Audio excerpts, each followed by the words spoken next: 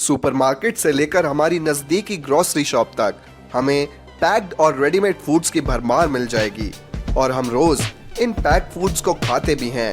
पर क्या आपने कभी सोचा है कि ये फूड आइटम्स फैक्ट्री में किस तरह बनते होंगे? हमारे फेवरेट रेडीमेड फूड्स किस तरह फार्म से लेकर फैक्ट्री का सफर तय करते हैं?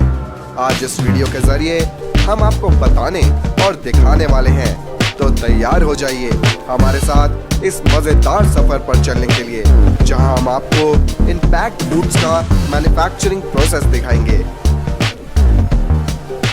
आइसक्रीम किसे पसंद नहीं होती? बच्चे से लेकर बूढ़े हर कोई आइसक्रीम को शौक से खाते हैं, और अगर वो आइसक्रीम अमूल की हो तो फिर तो बात ही क्या। इंडिया में अमूल की आइसक्रीम बहुत ही पॉपुलर है और हर कोई इसे खाता भी है।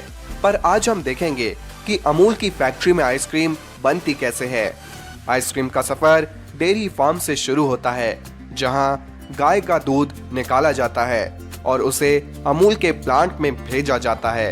यहाँ पहुंचने पर दूध की जांच करी जाती है और क्वालिटी इंश्योर करने के बाद उसे स्टोरेज साइलोज में पंप कर दिया जाता है। अब शुरू होता है फिल्ट्रेशन और सेपरेशन का प्रोसेस, जिसकी वजह से क्रीम दूध से अलग हो जाती है। अब इस क्रीम में चीनी और बाकी के इंग्रेडिएंट्स मिला दिए जाते हैं और फिर इस मिक्सचर को पैस्चराइज किया जाता है। कुछ और प्रोसेसेस करने के बाद इस लिक्विड को जमाने के लिए स्टोरेजेस में डाल दिया जाता है। अब शुरू होता है आइसक्रीम पैकिंग का टाइम। एक वैक्यूम मशीन प्लास्टिक कप्स को एक सर्कल में घुमाती है और स्टोरेज टैंक में भरी स्ट्रॉबेरी मिक्सचर और वेनिला आइसक्रीम नोजल्स के जरिए इन टब्स में भर के पैक हो जाती है। कॉर्नेटो भी कुछ इसी तरह बनती है। पहले एक मशीन खाली कोन्स को चॉकलेट से भरती है, फिर ऊपर से आइसक्रीम डाली जाती है और थोड़े ड्राई फ्रूट्स भी, जिसके बाद ये आइसक्रीम पैक कर दी जाती है। 1999 में लॉन्च होने के बाद से ही कुरकुरे इंडिया में सब लोगों को अपना दीवाना बना चुके हैं और इनका क्रेज कभी खत्म ही नहीं होता। तो चलिए आज देखते हैं कि कुरकुरे फैक्ट्री में आखिर बनते कैसे हैं। कोलकाता के पेप्सिको प्लांट में इन्हें बनाया जाता है। सबसे पहले प्लांट में रॉ मटेरियल लाया जाता है, जिसमें शामिल होता है कॉर्न मील, ग्राम मील और कुरकुरे का स्पेशल मसाला। प्रोसेस शुरू करने से पहले इस रॉ मटेरियल के सैंपल की जांच करी जाती है और इसके पास होने के बाद ही काम को आगे बढ़ाया जाता है।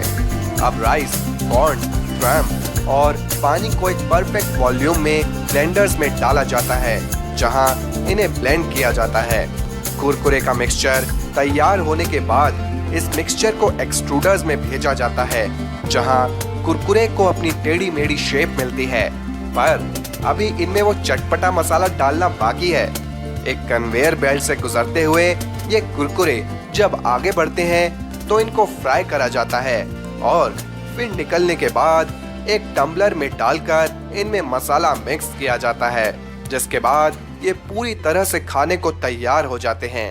बस फिर क्या, इन्हें पैक कर दिया जाता है और कंटेनर्स में भर दिया जाता है। ये है ऑस्ट्रेलियन हैंडमेड कैंडी, जिसे बनाने का प्रोसेस बहुत ही इंटरेस्टिंग और टेस्टी है। शुरुआत होती है चीनी को पानी में मिक्स करके उसे 160 डिग्री पर बॉईल करने से। उसके बाद इस लिक्विड को एक ट्रे पर डालकर उसमें कलर और फ्लेवर मिलाया जाता है। अब आप सोच रहे होंगे कि आपकी फेवरेट कैंडी में वो ग्लिटरी कलर और शाइन कैसे आती है। एक्चुअली इस शुगर मास को जब ट्रे पर ठंडा होने के लिए रखा जाता है, तब उसमें बबल्स फॉर्म होते हैं और इन बबल्स को फैक्ट्री वर्कर्स अपने हाथ से स्ट्रेच करते हैं, जिससे कैंडी को मिलती है एक ब्यूटीफुल शाइन। लास्ट में इन सभी कलर्स और फ्लेवर्स को ब्लेंड करा जाता है, जैसे पाइनएप्पल, वेनिला या फिर लाइम। इसके बाद इस गर्मा गर्म कैंडी को स्ट्रेच करा जाता है और इसकी लंबी लंबी स्टिक्स बना ली जाती हैं। हैंडमेड होने के बावजूद भी ये वर्कर्स एक बार में 3000 कैंडी पीसेस तैयार कर लेते हैं और इस पूरे प्रोसेस में करीब 1 घंटा लग जाता है। पर ये कैंडी होती बहुत टेस्टी है।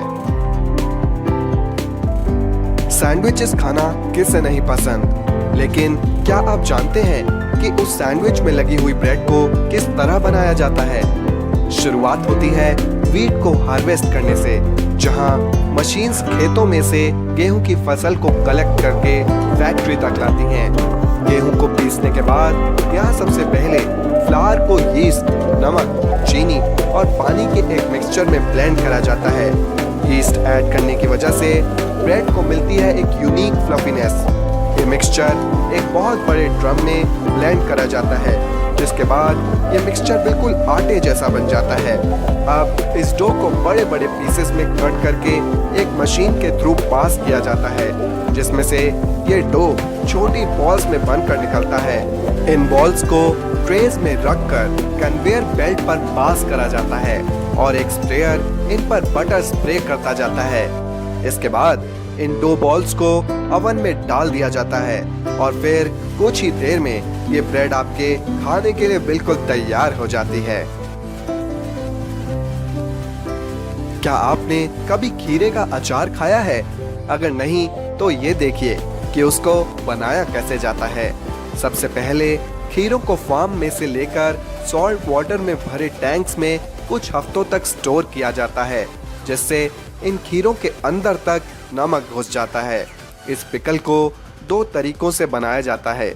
एक में तो इनको पतले स्लाइस में काट दिया जाता है और दूसरे में इन कुकुम्बर्स को वर्टिकली स्लाइस करके सीधा जार में फिल कर दिया जाता है।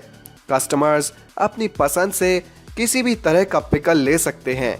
इस कटे हुए खीरे को कन्वेयर बेल्ट से गुजारा जाता है और फिर इन्हें ग्लास जार्स में भर दिया जाता है।